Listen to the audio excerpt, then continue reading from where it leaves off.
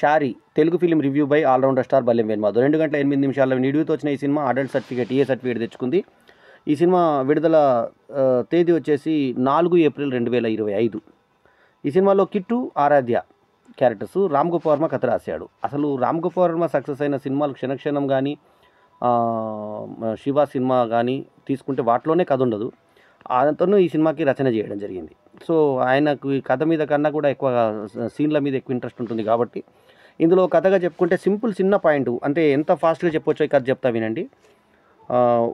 షారీలో చూసి నేను ఇష్టపడ్డాను అని ఒక వెంటబడేటువంటి ఒక వ్యక్తి కిట్టు ఆమెను చాలా ఇబ్బందికి గురి చేసిండని చెప్పేసి, ఆ తర్వాత ఇబ్బందికి గురి చేసినప్పుడు ఇక జీవితంలో ఇక శారీ కట్టుకోకూడదు అని అమ్మాయి నిర్ణయించుకోవడమే కథ.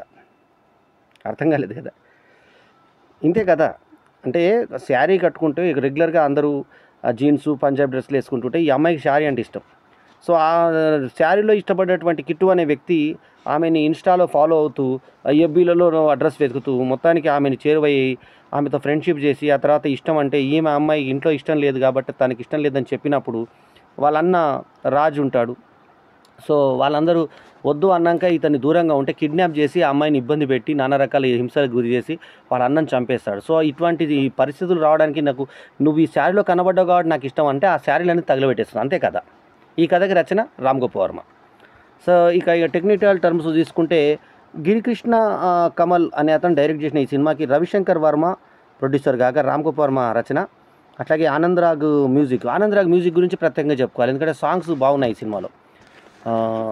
ముఖ్యంగా జన్మకి ప్రేమకి అంటూ ఆరాధ్య పాడేటువంటి పాట బాగుంటుంది. అసలు ఓపెనింగ్ ఆమె ఎల్లో శారీలో బ్లూ మన ఇది ఎల్లో శారీ ఎల్లో బ్లౌజ్లో వైట్ శారీలో ఫస్ట్ కనబడుతుంది మనకి, చాలా నీట్గా కనబడుతుంది. ఆమెను చూసిన తర్వాత ఒకవైపు ఏమో పైట జారేసి కనబడుతూ ఉంటుంది.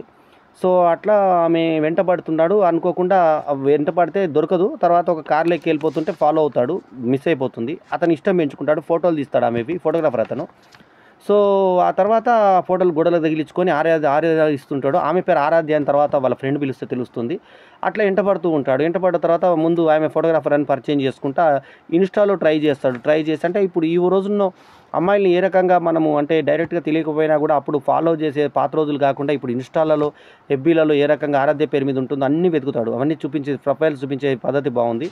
ఆ తర్వాత ఆ సాంగ్లో మంచి పదాలు పడ్డాయి.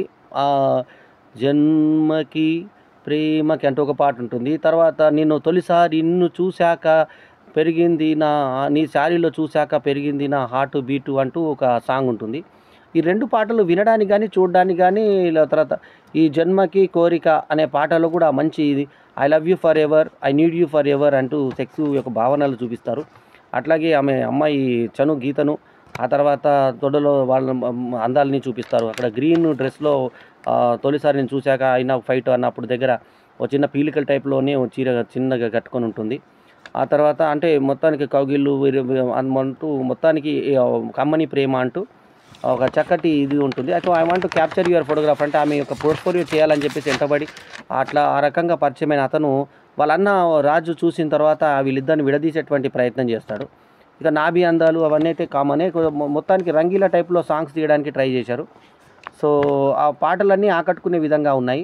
ఆరాధ్యదేవి, సత్యయాది ఏమో కిట్టుగా, తర్వాత సాయిల్ సంబియాల్ ఏమో రాజుగా, కల్పలతనేమో తల్లి పాత్రలో లక్ష్మీ పాత్రలో, రావు పాత్రలో తండ్రి పాత్రలో దర్బా అప్పాజీ అంబరీష యాక్ట్ చేసినటువంటి ఈ సినిమా మాస్ ప్రియుల్ని ఆకట్టుకునే విధంగా ట్రై చేసిన. సెకండ్ హాఫ్ వచ్చేసి వీక్ అయిపోతుంది. ఫస్ట్ హాఫ్లో ఉన్నటువంటి ఇది ఉండదు. కిట్టు ఆరాధ్య రాజుల మధ్య జరిగే సంఘర్షణ ఇది. సో కిట్టు అంటే హీరో. ఆ తర్వాత ఎందుకు శాడిస్టిక్గా మారిపోయాడు అనేది, ఆమె ఒప్పుకోలేనందుకు శాడిస్టిక్గా మారిపోయాడు. ఆమె వెంటబడితే వాళ్ళ ఫ్రెండ్స్ చూసి కొడతారు. కొట్టిన తర్వాత వాడు ఫోటోలు తీస్తూ ఉంటాడు, అంత అమాయకంగా కూడా తీస్తూ ఉంటాడు. ఆ తర్వాత ఆ పైన ఎక్కడో ఒక బిల్డింగ్ నిర్మాణంలో ఉన్న బిల్డింగ్ పై నుంచి తీస్తుంటాడు, కనబడదు, ఇట్లా దాక్కుంటూ ఉంటాడు. ఆ తర్వాత ఇంట్లోకి వచ్చి బెడ్రూమ్లోకి వచ్చిన తర్వాత ఆమె బ్లౌజు అవన్నీ చూసి వెళ్ళిపోతుంటాడు. అది వైరిజం లాగా చూపించారు కొంత. ఆ తర్వాత సడన్‌గా ఆమెకి కిడ్నాప్ చేసి మీ అన్నని చంపేస్తా, తర్వాత మీ అమ్మ నాన్నలని చంపేస్తా అంటూ బెదిరిస్తాడు. కుక్కని చంపేసి ఎళ్తాడు. సో, అట్లా సాడిస్టిక్ యాక్టివిటీస్ అన్నీ చేసిన తర్వాత లాస్ట్‌కి ఒక దగ్గర కిడ్నాప్ చేసి పెడితే అక్కడ ఒక అతను కనబడితే అతని సాయం కోరుతుంది హీరోయిన్. అతన్ని చంపేస్తాడు. అతను చంపేయక ముందు వీళ్ళు సంఘర్షణ పడుతుంటే ఈ అమ్మాయి వీనితో రాయి కొట్టబోయి ఆ పిల్లని చంపేస్తుంది. చంపేసిన తర్వాత నీళ్ళల్లో ఇలా పడుతుంది. నీళ్ళల్లో పడుతుంటే వర్షంలో దగ్గరకొచ్చేస్తాడు. వచ్చేసిన తర్వాత వీళ్ళిద్దరేమో ఐక్యమైపోతారేమో అనిపిస్తుంది మనకి. ఆ తర్వాత మొత్తానికి ఎంతో కష్టంగా ఆ అమ్మాయి బయటపడడం, ఆ తర్వాత వాళ్ళ అన్ననేమో ఆసుపత్రి పాలు కావడం, ఇతను ఏమయ్యాడనేది మనకు మొత్తానికేంటంటే నీ శారీలో చూసా కాబట్టి నిన్ను ఇష్టపడ్డాను అన్నందుకే జీవితంలో శారీ కట్టననుకుంటుంది. ఆ అమ్మాయి శారీ ఎందుకు కట్టదు అన్న కథతో మన స్టార్టింగ్‌లో ఆ అమ్మాయిని తను చూస్తూ ఫాలో అవుతున్న దగ్గర నుంచి టైటిల్స్ మొదలయ్యి ఈ రకంగా సినిమా ఎండ్ అవుతుంది 'శారీ'. సో, ఒక చిన్న కాన్సెప్ట్, ఒక షార్ట్ స్టోరీకి కూడా సరిపడని చిన్న కథతో మనం కథ తీస్తే 'శారీని' ఆమె ఎందుకు వదులుకున్నది అనే దాని మీద కథను తీసుకున్నారు. ఆరాధ్యదేవి ఈ సినిమాకి ప్లస్ పాయింట్. ఆమె చూడ్డానికి అందంగా ఉండి ఈ సినిమాను ఆకట్టుకునే విధంగా చేసింది. అట్లే కల్పలత కూడా తల్లి పాత్రలో మెప్పించింది. దర్ప అప్పాజీ కూడా కూతుర్ని ఇంకోసేచేటువంటి తండ్రి పాత్రలో దర్ప అప్పాజీ, అంబరీష్ చాలా బాగా చేశాడు. సో, 2 గంటల 8 నిమిషాల నిడివిలో ఎక్కడ బోర్ కొట్టకుండా సాగినా కూడా కథలో దమ్ము లేక వెలవెలబోతుంది. సెకండ్ హాఫ్‌లో హీరో ప్రదర్శించేటువంటి నటన గానీ, హీరోయిన్ అమ్మాయి సారథ్య చూపించే ఎక్స్‌ప్రెషన్స్ గానీ, అవి చాలా ఆకట్టుకునే విధంగా ఉన్నాయి. కొత్త దర్శకుడైనా కూడా దర్శకుడు కన్‌ఫ్యూజ్ లేకుండా సినిమాని గిరికృష్ణ, కమల్ ఉన్న ఆ కొద్దిపాటి తేలికపాటి సన్నటి కథని సీన్స్‌గా అల్లుకొని చేసుకున్న కెమెరా వర్క్ చాలా బాగుంది. పాటలు ముఖ్యంగా ఇందాక చెప్పిన 'జన్మకి కోరిక' అంటూ సాగే పాట గానీ, తర్వాత 'తొలిసారి చూశాక నిన్ను మారింది నా హార్టు' అని అంటూ 'శారీలో చూశాక నిన్ను మారింది నా హార్టు బీటు' అంటూ సాగేటువంటి పాట గానీ, ఆకట్టుకునే విధంగా ఈ మొత్తం మ్యూజిక్ ఎవరైతే కంపోజ్ చేశారో ఆనంద్ రాగ్ మ్యూజిక్ వచ్చి మనల్ని బాగా అతిశయంలోకి గురి చేస్తుంది. అంటే బాగా ఒక సంబరాశ్చర్యాలకు గురి చేస్తుంది. బాగుంది మ్యూజిక్. అట్లాగే మ్యూజిక్ తగ్గట్టుగా Raghavendra style, Raghavendra mark, Rangeela type, ఇంకా మాట్లాడితే రామ్ గోపాల్ వర్మ రంగీలా టైపు చిత్రీకరణతో నీళ్ళలో వైట్లో నానబెట్టి కొంచెం కనబడే అందాలుగా కొంచెం ఆ ప్రకారంగా చేసేటువంటి ప్రయత్నం చేశారు. ఈమె చాలా నెక్స్ట్ డోర్ గర్ల్ లాగా ఉండేటువంటి హీరోయిన్ ఆరాధ్య దేవి అందాల్ని బాగా విరబోసేటువంటి ప్రయత్నం చేశారు. మొత్తానికి 'శారీ' సినిమా ఒక ఎక్స్‌పోజింగ్ టైంలో ఫస్ట్ హాఫ్ అంతా ఆకట్టుకున్నా కూడా సెకండ్ హాఫ్ ల్యాగ్ లాగా అనిపిస్తుంది మనకి. ఆ కిడ్నాప్ స్టోరీ అంతా ల్యాగ్ లాగా అనిపిస్తుంది. అయితే అంత ప్రేమించిన అమ్మాయిని ఎందుకు అంత కష్టపడి అంత శాడిస్టిక్‌గా అతను ప్రవర్తిస్తాడనే దానికి మీనింగ్‌గా ఉండదు. ఒప్పించి పెళ్లి చేసుకోవాల్సిన పరిస్థితుల్లో చాలా శాడిస్టిక్‌గా మెంటల్ చేస్తాడు. కేవలం రాజు యొక్క దీన్ని అంత బలాఢ్యుడైన రాజుని ఎట్లా పట్టుకొచ్చి ఇతను కట్టేసాడు అనే దానికి కూడా క్లారిటీ లేదు. మత్తుమంది ఇచ్చాడా, ఏది చేశాడనేది మనకు క్లారిటీగా చెప్పలేదు దర్శకుడు. సో, అక్కడ కన్‌ఫ్యూజ్‌గా అనిపిస్తుంది. ఎందుకంటే అతను చేత 2, 3 సార్లు తన్నులు తిన్న ఇతను ఎవరి సాయం లేకుండా ఒక్కడే ఎందుకు కిడ్నాప్ చేశాడు, అసలు ఆ కిడ్నాప్ ప్రక్రియ ఎందుకు చేశాడు, ఈ అమ్మాయిని ఎందుకు ఎత్తుకెళ్ళాడు, ఆల్మోస్ట్ ఆ అమ్మాయి లైన్‌లో పడ్డ పరిస్థితుల్లోనే ఉంటుంది. మరి అంతా ఒక్కటేసారి ఎందుకు వ్యతిరేకత వచ్చిందనేది సరిగ్గా ఎస్టాబ్లిష్ చేయలేకపోయాడు డైరెక్టర్. సో, ఆరాధ్యదేవి ఒకటే ఈ సినిమాకి ప్లస్ పాయింట్. ఆ తర్వాత ఈ సత్య యాదవ్ కూడా ఉన్నంతలో బాగా చేశాడు యాక్టింగ్.